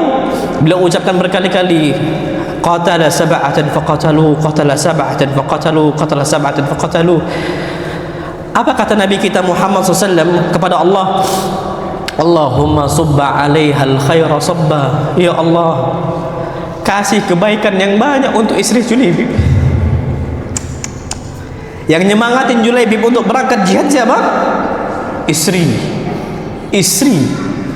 Allahumma subba 'alaihal khaira sabba wa la taj'al 'aishaha kadja. Jangan jadikan hidupnya istri Julaibib sempit ya Allah, jangan. Lapangkan rezekinya. Luaskanlah kebaikan engkau untuk istri Julaibib. Apa kata Anas? Fama kana fil ansari ayyimun anfaq minha. Tidak ada satupun janda yang lebih kaya di kalangan Ansar di kota Madinah dibandingkan istri siapa? Julaibib. Yang paling kaya adalah istri Julaibib atas doa Nabi kita Muhammad sallallahu alaihi wasallam. Jadi Pak, dalam nikah itu nggak perlu lihat istri kita cantik atau enggak, kaya atau enggak, memiliki jabatan atau enggak. Suami juga sama. Istri jangan lihat suaminya ganteng atau enggak, banyak enggak aset atau enggak. Nanti dulu. Pertama cari akhlaknya, cari agamanya, bagusnya akhlaknya. Apa kata Nabi kita Muhammad sallallahu alaihi wasallam? Idza ja'akum man tardawna dinahu wa khuluquhu fazawwijuhu. kalau ada laki-laki yang melamar putri-putri kalian dalam kondisi akhlaknya baik, agama baik, dia sholatnya rajin, ke masjidnya rajin, kajiannya rajin, dia menyayangi orang dan sebagainya, maka apa? Jangan ditolak. Kalau ditolak, takun fitnatun fil ardi wa fasadun arid, akan terjadi fitnah yang meluas dan kerusakan yang meluas. Ini yang perlu kita ketahui. Jadi ala kulli hal, Pak, kalau seandainya kita berumah tangga, yang kita cari itu agama dulu, karena yang kita cari adalah ibadah, masya Allah. Istri juga sama. Nabi mengatakan kriteria wanita kenapa dinikahi, tunkahul mar'atu li arba', wanita dinikahi karena 4 hal. Limaliha, karena dia ini kaya, banyak hartanya. Wali hasabiha, karena nasabnya baik. Wali jamaliha, karena dia cantik. Yang terakhir apa? Wali diniha, karena agamanya. Fadfar bidatid din, maka carilah wanita-wanita yang punya agama yang kuat. Taribat yadak, maka engkau akan beruntung. Makanya Pak, tapi kalau bisa, udahlah akhlaknya bagus, cantik pula, kaya, nasab baik. Itu kalau ada. Kalau ada Pak, embat, jangan lama-lama. Rugi itu. Yang lucu, ada sebagian ustadz ditanya, Ustadz, tolong doakan ana untuk dapat istri yang salihah, kaya, cantik, dan berdarah biru. Apa kata ustadznya? Kalau ada, ana duluan. Antum kalah katanya. Kenapa fastabiqul khairat katanya? Apa lomba-lombalah kalian dalam apa? Kebaikan. Ustadznya pun mau lah. Cantik, awal akhlaknya bagus, cantik pula, hartanya banyak, kemudian nasabnya ya berdarah biru. Ya kalau ada, ana duluan. Nah, masya Allah. Jadi ala kulli memang kalau ada, antum berusaha lah seperti itu. Itu poin yang pertama. Antum landaskan rumah tangga antum karena apa? Untuk melaksanakan ibadah kepada Allah Subhanahu Wa Taala. Taib. Ini kita sampai jam berapa? Jam berapa? 11:30 bukan? 11:30 ya. Taib. Poin yang kedua, ini ada 100 poin lebih. Poin yang kedua, membangun komunikasi yang baik. Jadi jangan suka suudzon. Tapi insya Allah bulan depan ya. Iya, bulan depan. Jadi nggak apa-apa Pak, pelan-pelan. Yang penting rumah tangga kita tuh baik. Yang penting rumah tangga kita tuh baik. Insya Allah Subhanahu Wa Taala kita lanjutkan pada pertemuan berikutnya insya Allah. Taib. Ini ada kita tanya jawab sekarang. Saya seorang istri yang belajar sunnah. Suami saya yang pertama mengenalkan saya kepada sunnah. Tapi di sisi lain suami saya masih merokok. Jazakumullah khair. Apakah saya boleh menasihati suami, Ustaz? Saya khawatir anak saya contoh suami saya dan pemahaman mereka tentang sunnah jadi samar. Suami saya selalu berdalih bahwa rokok listrik tidak haram. Taib, masya Allah. Inilah kena syubhat. Kena apa? Syubhat. Nabi sudah mengatakan al-halalu bayyinun wal haramu bayyinun wa bainahuma umurun mushtabihat. Halal itu jelas, haram itu juga apa? Jelas. Di antaranya adalah perkara-perkara yang syubhat, bahaya. Apa kata Nabi? Man waqa'a fi syubhat vape kan namanya? Vape. Anggaplah kata mereka enggak haram. Anggap aslinya haram. Anda bisa buktikan aslinya haram nanti insyaallah. Anggaplah enggak haram tapi syubhat. Apa kata Nabi? Man waqa'a fi syubhat waqa'a fil haram. Orang pun terjatuh ke dalam syubhat, dia sama saja terjatuh ke dalam apa? Keharaman. Nam sahih. Taib, itu anggaplah kalau syubhat. Tapi anak katakan haram. Kenapa? Antum coba buka di Google, Pak. Antum buka di Google, vape itu sama-sama berbahaya. Bahkan sebagian penelitian mengatakan vape jauh lebih berbahaya dibandingkan apa? Rokok. Vape lebih berbahaya. Antum cek di Google. Tapi yang jelas sama-sama berbahaya. Kalau sama-sama berbahaya, apa kata Nabi kita Muhammad SAW? La darara wala dirar. Enggak boleh membahayakan orang lain, enggak boleh membahayakan diri kita sendiri. Itu sudah clear itu. Apa kata Nabi kita Muhammad SAW? Afwan, Allah berfirman, Ya ayyuhalladzina amanu la tulqu biaidikum ila tahlukah. Jangan campakkan diri kalian kepada kebinasaan. Kalau ternyata vape itu berbahaya, binasa kita. Nggak boleh, nggak boleh. Bahkan semua sepakat vape itu racun. Tapi apakah kita kondisinya masih aman ataukah tidak? Tapi yang jelas semua apa? Racun. Apa kata Nabi kita Muhammad sallam? Man qatala nafsahu bisummin fasummuhu fi yadihi yatahassahu yaumal qiyamati. Orang yang dia itu terbiasa konsumsi racun, ketika di masa hidupnya Allah akan azab dengan racun yang jauh lebih dahsyat di api neraka. Dihirup pak, rusak tubuhnya semuanya. Yatahassahu yaumal qiyamah, dia akan hirup, dipaksa oleh Allah untuk apa? Menghirup racun tadi. Tubuh ini, anak mau naik sekarang. Tubuh ini milik kita atau milik Allah? Milik kita atau milik Allah? Allah. Allah, ini punya Allah. Allah ciptakan tangan kita, Allah ciptakan kaki kita, bukan kita yang menciptakan. Bahkan sampai kita pun mau punya anak, kita nggak bisa order, ya Allah, anak pengen anak putih, pengen pasti putih gitu, minta boleh. Tapi kalau saya memastikan anak saya pasti putih, anak saya pasti tinggi, nggak bisa. Karena yang menciptakan anak kita siapa? Allah. Kita hanya bisa meminta kepada Allah atau memastikan, nggak bisa. Makanya ini bukan ciptaan kita, ini ciptaan siapa? Allah. Jaga. Allah berfirman, walaqad khalaqnal insana fi ahsani taqwim. Kami telah ciptakan manusia dalam kondisi yang paling sempurna. Paru-parunya dirusak. Apa tanggung jawab kita di hadapan Allah? Jantung kita rusak. Bersih jantung itu ya awalnya. Rusak. Apa jawaban antum untuk Allah? Anaknya sekarang apa yang antum siapkan untuk Allah? Antum rusak jantung yang Allah ciptakan.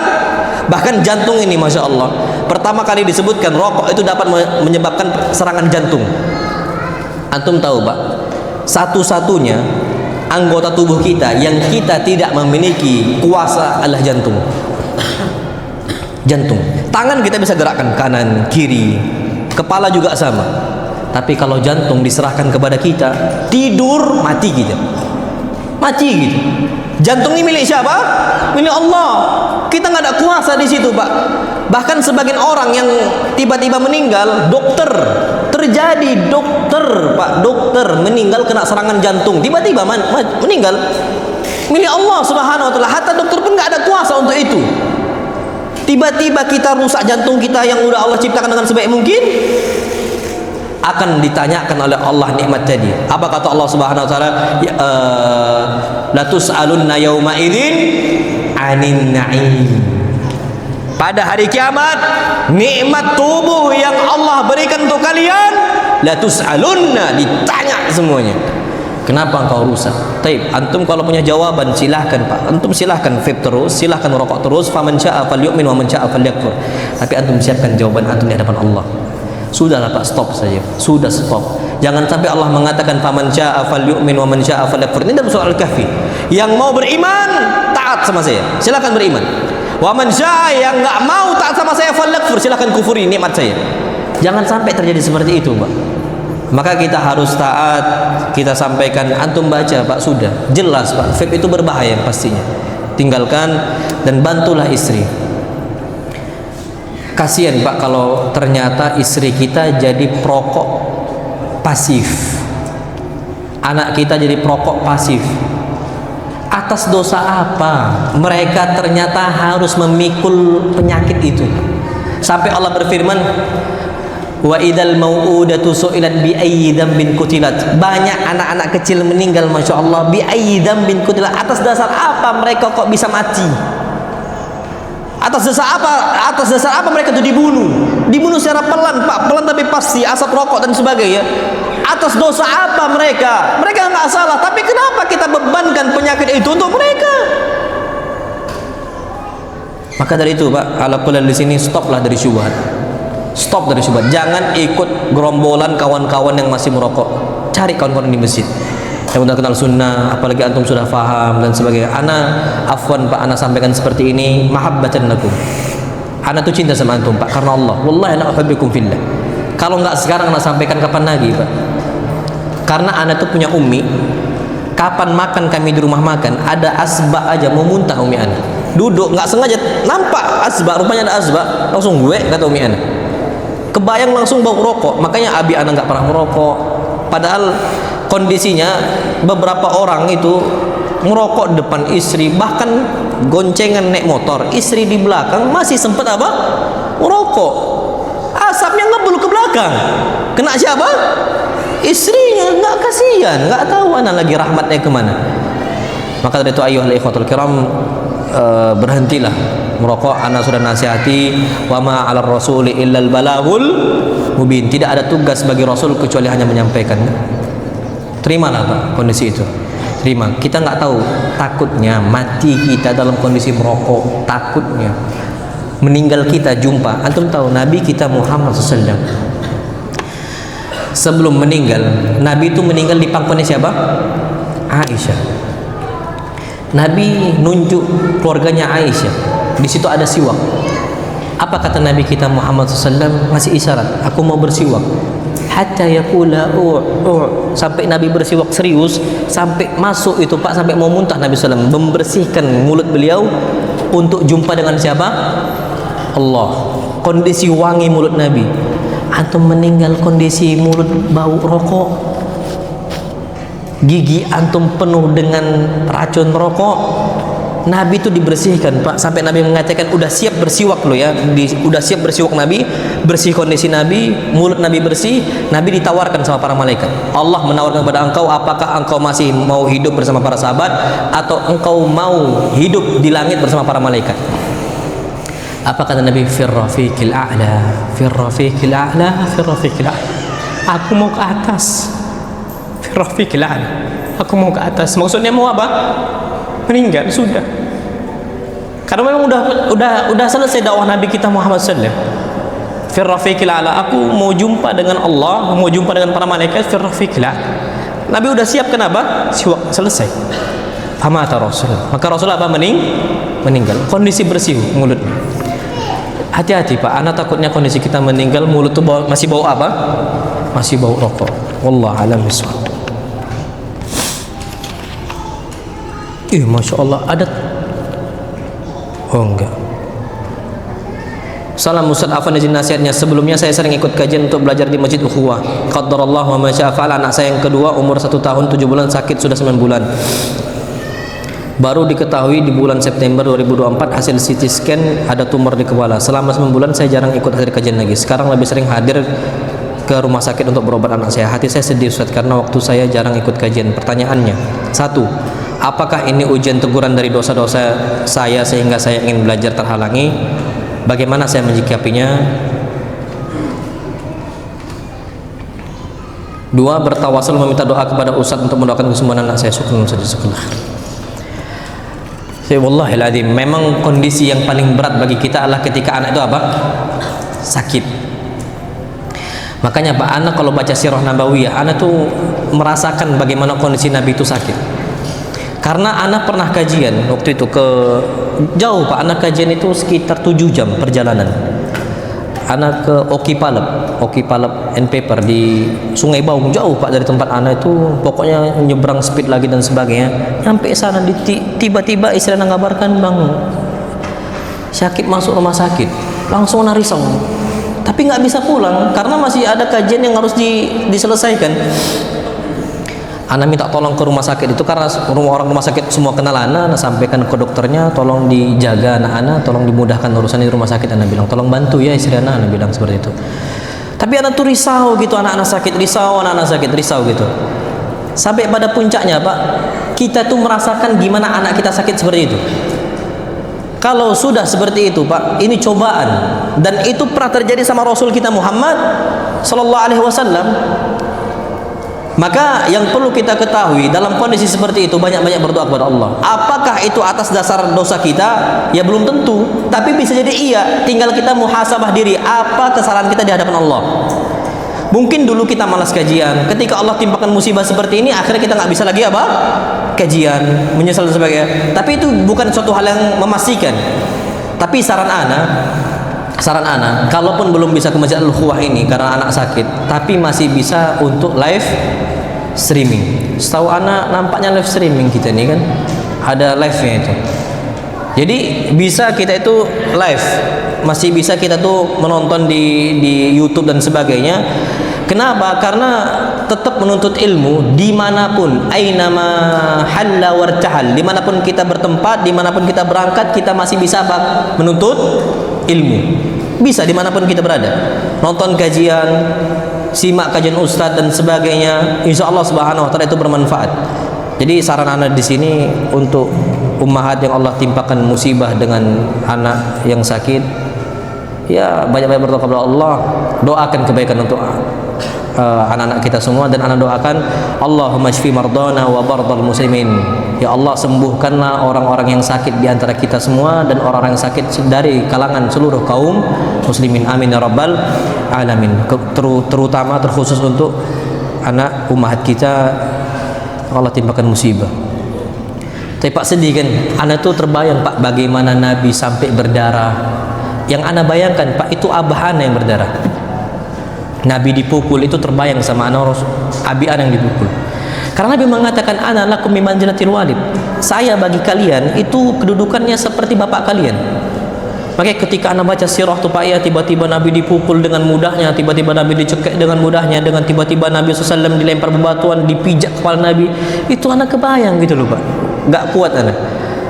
Oke, anak kajian sirah nabawiyah itu sering, kajian sirah nabawiyah untuk mengingatkan umat Islam bagaimana perjuangan Nabi kita Muhammad SAW. Dan pada puncaknya Pak, musibah yang paling berat ditimpa atau dirasakan oleh manusia adalah ujian Nabi kita SAW.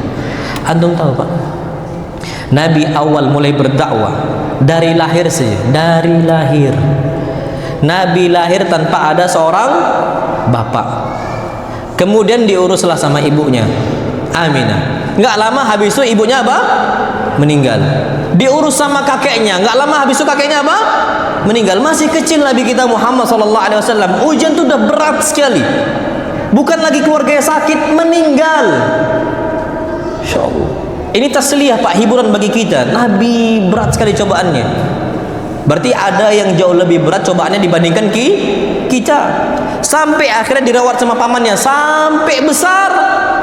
Nikahlah Nabi dengan Khadijah. Lepas dari Abu Thalib, tapi Abu Thalib tetap membantu dakwah Nabi kita Muhammad bersama siapa? Khadijah. Ternyata di tahun yang sama dua-duanya Allah cabut. Khadijah meninggal, Abu Thalib juga apa? Meninggal. Fathaqula dzalika 'ala Nabi sallallahu. Berat bagi Nabi sallallahu sampai dinamakan, kalau antum buka sirah nabawiyah, amul huzni. Tahun apa? Kesedihan. Nabi SAW punya anak dari Khadijah. Di situ ada Qasim, di situ ada Ibrahim, di situ ada banyak putri-putri Nabi kita Muhammad SAW, ada Ruqayyah, ada Ummu Kulthum. Pada faktanya semua anak Nabi kita Muhammad SAW meninggal ketika Nabi masih hidup. Anak kalau lihat anak-anak meninggal depan mata anak nggak siap. Kalau satu loh ya diambil gitu ya. Ini anak Nabi semua meninggal, Nabi masih hidup. Lepas dari Nabi Fulana, lepas dari Nabi Fulana, lepas dari Nabi Fulan, anak beliau sendiri sallallahu alaihi wasallam. Kecuali satu, siapa? Fatimah radhiyallahu taala anha wa ardhaha. Berat bagi Nabi kita Muhammad SAW. Tapi apakah Nabi pernah marah sama Allah? Pernah menggugat Allah? Pernah mencela Allah? Pernah memaki Allah? Enggak. Yang disebut oleh Nabi kita Muhammad SAW adalah wala naqulu illa ma yurdi rabbana. Yang kami ucapkan hanyalah apa yang dicintai oleh Rabb kami, Allah. Inna lillah. Kami ini milik siapa? Allah. Anak kita yang sakit sekarang milik siapa? Allah. Yang dirawat di rumah sakit itu milik siapa? Allah. Yang rawat hakikatnya bukan dokter, yang rawat aslinya bukan kita, Allah yang rawat, Allah yang jaga. Allah. Bahkan sampai anak kita di rahim istri kita, yang rawat itu bukan kita, siapa? Allah. Dari darah haid. Antum tahu wanita-wanita yang hamil itu enggak haid, Allah rubah darah haid jadi apa? Gizi. Itu mazhabnya Hambali. Dan itu dikatakan oleh Syekh Ibnu Taimiyah rahimahullah. Bagaimana Allah merawat hamba-hambanya, Allah merawat makhluknya. Dari darah haid Allah rubah apa? Gizi. Untuk janin loh ya, di rahim. Rahmatullah. Sampai kita punya anak, lahiran istri kita punya anak enggak haid juga. Jadi apa? Susu air ibu, ASI, air susu ibu. Jadi ASI. Dan antum cari Pak, susu yang paling baik di atas muka bumi enggak akan antum jumpai kecuali apa? ASI. Siapa yang menciptakan itu? Allah. Makanya kita perlu tahu semua itu Allah yang merawat, semua itu Allah yang menjaga.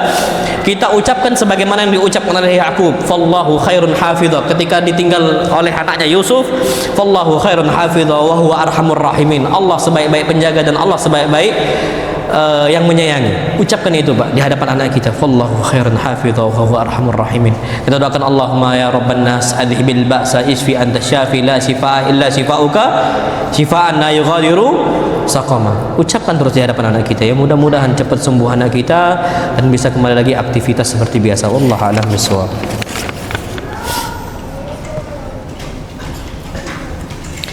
Bismillah. Assalamualaikum Ustaz, mau tanya, apakah jika kita menabung untuk masa depan artinya kita tidak bertawakal kepada Allah? Bukankah Allah Subhanahu wa taala tidak mengubah keadaan suatu kaum sehingga mereka mengubah diri mereka sendiri? Suami saya berpendapat bahwa kami tidak perlu memiliki tabungan masa depan karena takut dianggap tidak bertawakal pada Allah. Saat ini kami sudah punya anak dan saya berpikir bahwa kami perlu tabungan masa depan untuk mereka. Bagaimana pendapat Ustaz? Pendapat ana, antum cukup menabung dalam hal-hal perkara akhirat, nggak usah dunia. Dunia sudah dijamin oleh siapa? Allah. Antum tabung untuk umrah, antum tabung untuk bangun masjid, antum tabung untuk bangun sekolah, antum tabung untuk wakaf, fadhal.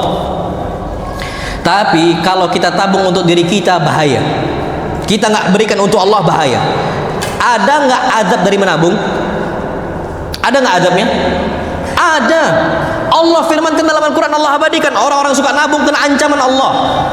Allah berfirman, alladzina yaknizuna adh-dhahaba wal fiddata wa la yunfikunaha fi sabilillah. Orang-orang yang dia itu menabung emasnya, menabung peraknya, dan mereka enggak menginfakkan ya Allah, enggak, bukan untuk masjid, bukan untuk fakir, bukan untuk masakin, bukan untuk wakaf dan sebagainya. Maka apa kata Allah? Fabashirhum bi'adzabin alim. Kabarkan mereka bahwasanya mereka akan kena azab yang pedih. Dengan cara apa itu Allah akan mengadab orang-orang suka menabung dan jarang berinfak? Yauma yuhma 'alaiha fi nari jahannam. Mereka akan dibawa oleh Allah pada neraka jahannam, nanti dibawa. Fatukwa biha jibahuhum wa junubuhum wa dhuhuruhum. Jidat mereka, pinggang mereka, punggung mereka disetrika oleh Allah. Antum merasakan saya setrika duniawi. Ini setrikanya dari siapa? Allah Subhanahu wa taala. Yauma yuhma 'alaiha fi nari jam fatukwa, disetrika sama Allah. Apa kata Allah? Fatukwa bi ajibahum wa junubahum wa dhuhurum hadza ma kanaztum li anfusikum. Ini adab sebab kalian tuh nabung harta kalian dan kalian enggak sedekahkan. Fadzuku ma kuntum taknizun. Rasakan dari apa yang kalian tabung. Makanya konsep Nabi, apakah Nabi menabung? Kata orang menabung pangkal kaya, lah. Berinfak pangkal kaya. Antum coba lihat Pak sekarang, nggak usahlah jauh-jauh, muhsinin dan muhsinat di sekitaran kita. Mereka bisa kaya karena hobi apa? Ngasih. Anda nggak tahu kalau di sini siapa yang orang kayanya gitu ya. Antum cek aja posisi mereka, hobi nggak ngasih. Biasanya semakin mereka hobi ngasih, semakin apa? Kaya. Dan itu konsep Islam. Jadi jangan sampai konsep kita itu menabung pangkal kaya, enggak. Nabi SAW itu orangnya kaya sekali. Allah kasih terus kecukupan, Masya Allah. Apa faktanya? Kata Aisyah, Nabi mengatakan ketika Nabi lihat satu dinar itu 4 gram emas. Sekarang 1 gram emas berapa? Anggaplah 1 juta. Berarti totalnya berapa? 4 juta. Nabi mengatakan, fa inni la uhibbu an tamurra alayya 3 layal. Aku enggak suka lewat 3 malam dinar ini enggak keluar. Keluarkan sekarang. Jadi 4 juta harus dihabiskan semuanya. Maksimal berapa juta? 4 juta. Makanya ana pernah makan sama salah seorang ikhwah, ditelepon sama istrinya. Abi, duit kita nih habis. Habis apa kata suaminya? Tinggal berapa di rekening? Tinggal 10 juta. Habis itu cerita dipanjang, nelpon, udah dimatikan selesai. Tengoklah set istri ana, rekening 10 juta ngeluh gitu. Ai, ana mikir 10 juta tuh banyak. Ana bilang, wallah minal athriya wal aghniya, itu banyak. Masih bisa kita kasih untuk fulan, masih kita bisa kasih untuk alan. Makanya yang kita lihat tuh orang yang bawah, jangan lihat orang di atas, orang fulan, fulana, nggak usah. Tapi bagaimana mereka infakkan itu di jalan siapa? Allah. Terus gimana kondisinya kalau untuk pendidikan? Silakan Pak, tabung untuk pendidikan anak sekolah mondok, tabung. Karena itu untuk akhirat, tabung. Untuk kendaraan boleh tabung, tapi cukup satu, kebutuhan saja. Kalau nggak kebutuhan jangan ditabung. Karena kendaraan ini untuk nyari maisha boleh halal. Karena mencari maisha ibadah bukan? Ibadah, silakan tabung. Tapi selebihnya jangan lagi, sudah. Kasih untuk orang lain. Apalagi rumah boleh, silakan untuk nabung. Selama itu untuk kepentingan akhirat. Tapi yang lebih dari itu maka jangan ditabung, cukup antum kasih untuk orang lain. Allah. Setengah 12 kita nih, Pak. Adzan jam berapa di sini? Jam 11:40. Lanjut lagi, sedikit lagi ya? Iya, sedikit aja, satu lagi, satu.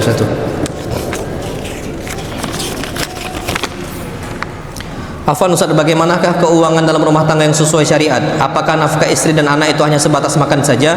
Padahal Allah sudah meluaskan rezeki suami, tapi untuk dirinya sendiri pun sangat perhitungan.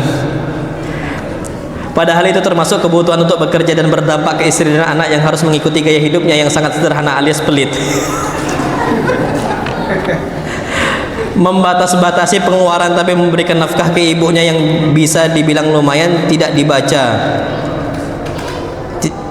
3 juta per bulan, sedangkan nafkah dimanapun tiap bulan 3 juta dengan 2 anak. Taib. Keuangan yang normal dalam rumah tangga itu adalah nafkah dihitung dari cuma 3 untuk istri dan anak-anak. Nafkah apa? Nafkah makanan, nafkah tempat tinggal, sama nafkah pakaian. Allah berfirman, askinuhunna min haitsu sakantum min wujudikum wa la tudarruhunna. Nafkahilah istri kalian dengan tempat tinggal dan jangan membuat mereka itu dalam kondisi bahaya. Kata para ulama, membahayakan istri dengan cara mengumpulkan istri dengan orang tua kita, nggak boleh. Makanya apa kata Allah? Miwujidukum, cari semampu kalian. Kalau mampu yang ngontrak. Wala tudarruhunna, jangan membuat istri kita bahaya. Kata para ulama, membuat bahaya itu dikumpulkan dengan orang tua kita, nggak boleh. Jadi istri nggak boleh kumpul sama mertua, jangan. Karena biasanya apa? Ribut. Jadi tempat tinggal kasih. Yang kedua, makanan. Apa kata Nabi kita Muhammad SAW? Kasih makanan untuk istri engkau apa yang kau makan. Jadi makanan itu dikasih. Kemudian apa? Kiswah, pakaian untuk menutupi auratnya dikasih. Lebih dari itu bukan kewajiban nafkah, tapi termasuk mimbabil ihsan, kebaikan suami untuk siapa? Istri. Tapi kalau seandainya berlebih, jangan pelit sama istri. Kenapa? Kata Nabi kita SAW, dinarun afdalu dinar, sebaik-baik dinarun tunfikhu ala iyalikum, dinar yang engkau berikan untuk istri dan anak-anak engkau. Jangan bakhil. Jadi ke istri kita kasih, ke orang juga kita kasih, ke ibu juga kita kasih. Seperti itu. Nah, ana nggak tahu ini hakikatnya seperti apa, betul nggak ini pelit dan sebagainya gitu ya. Karena kadang-kadang dianggap istri sedikit sekali nafkahnya, tapi pada suami itulah yang adanya. Karena kadang-kadang istri itu tidak bersyukur. Ada kalanya seperti itu. Istri nggak bersyukur dengan apa? Pendapatan suami, minta nambah. Itu terjadi sama Nabi. Istri minta nambah. Akhirnya apa kata Allah Subhanahu wa taala? Yang mengingatkan bukan lagi Nabi. Yang mengingatkan istri-istri Nabi itu langsung Allah. Turun ayat min fauqi sab'i samawat, dari langit yang ketujuh turun. Apa ayatnya? Kul ya ayyuhan nabi, wahai nabi, kul li azwajik, panggil istri-istri engkau. Ucapkanlah untuk mereka, in kuntunna turidnal hayatad dunya, kalau engkau mau kehidupan duniawi, wa zinata dan perhiasannya, fata'alaina, sini kalian semua, umatti'kunna, aku kasih kalian semua harta yang saya miliki, tapi syaratnya kita apa? Pisah. Nah, kadang-kadang istri Nabi saja harus diingatkan oleh siapa? Allah Subhanahu wa ta'ala. Apalagi istri kita, sampaikan, dek, mampunya abang sekian. Nah, kalau kapan istri sudah dapatnya sekian, jangan marah, sudah. Jadi keuangan rumah tangga itu harta istri, harta suami. Terus gimana caranya? Ana sarankan untuk ibu-ibu jualan online. Sampaikan, bang, kalau gitu, kalau kurang uang abang, adik bantu ya. dengan jualan online. Nggak apa-apa, istri Anda juga jualan, Pak. Istri Anda tuh ada usaha, modalnya dari kita, Anda kan ada domba. Ya sudah, istri Anda kalau mau usaha tinggal potong domba, buat nasi biryani gitu. Sudah. Anda nggak pernah ganggu gugat berapa keuntungan dia, udah berapa dia dapat, nggak pernah ganggu. Kapan butuh kambing, tinggal sembelih. Anda nggak pernah ganggu. Itu untuk istri kita tuh bahagia. Karena kadang-kadang dia butuh make up. Butuh apa? Make up, butuh berdandan dan sebagainya. Ustaz, istri kita nih sikit-sikit make up, nggak apa-apa. Nggak apa-apa. Makanya kan ada sunscreen, ada sunblock, ada apa lagi? Ada krim siang, ada krim malam. Untung krim duha nggak ada. Krim duha tuh belum ada. Mudah-mudahan nggak ada yang buat. Takutnya krim duha ada, krim apa sore ada, krim apa ada. Masya Allah. Bahkan sekarang itu pakai semprot-semprot entah apa-apa sekarang. Semua makeup dipakai. Kalau dulu kan cukup pakai bedak selesai. Oh sekarang enggak. Kata mereka skincare katanya. Bahkan sebagian orang ngomong skincare tuh beda sama make up katanya. Yuh, beda lagi berarti Masya Allah. Nah kalau kayak gitu nggak apa-apa, karena tabiatnya wanita hidup di atas perhiasan. Allah berfirman, awamay yunasya fil hilyati wa huwa fil khisami ghairi mubin. Wanita-wanita ini tumbuh, kata Allah, yunasya, tumbuh mereka fil hilyah, di atas perhiasan. Di atas perhiasan. Masih kecil, telinga udah ditindik. Masih kecil, rambut belum ada, dikasih bandung. Padahal masih botak loh. Udah dikasih bandung, dikasih cincin, Masya Allah. Bahkan dikasih khal-khal atau cincin gelang apa kaki kan. Sebagian dikasih sampai kerincing. Itu wajar dari kecil, dan Allah nggak nafikan itu. Makanya kapan istri antum sudah tua masih minta, itu wajar tabiatnya wanita. Kalau mampu kasih, kalau tak mampu bilang, dek maafi fulus, nggak ada apa duit, nggak ada duit, maafi fulus. Sudah ucapkan maafi fulus, as-sarah aturaha, terus terang itu menenangkan, nggak ada duit fulus. Insya Allah mudah-mudahan bulan depan doakan rezeki abang itu lancar. Nah, itu doakan, ya minta tolong sama Allah Subhanahu wa taala. Itu yang dapat saya sampaikan. Nanti insya Allah ini pertanyaan yang belum ana jawab, ana akan jawab pada bulan depan insya Allah. Taib, ini yang dapat saya sampaikan. Jika benar datangnya dari Allah Subhanahu wa taala, jika salah itu datangnya dari ana pribadi dan syaitan, dan ana berlindung dari kesalahan tersebut. Wa sallallahu nabiyana Muhammad subhanakallahumma wa bihamdika asyhadu an la ilaha illa anta astaghfiruka wa atubu ilaik. Assalamualaikum warahmatullahi wabarakatuh.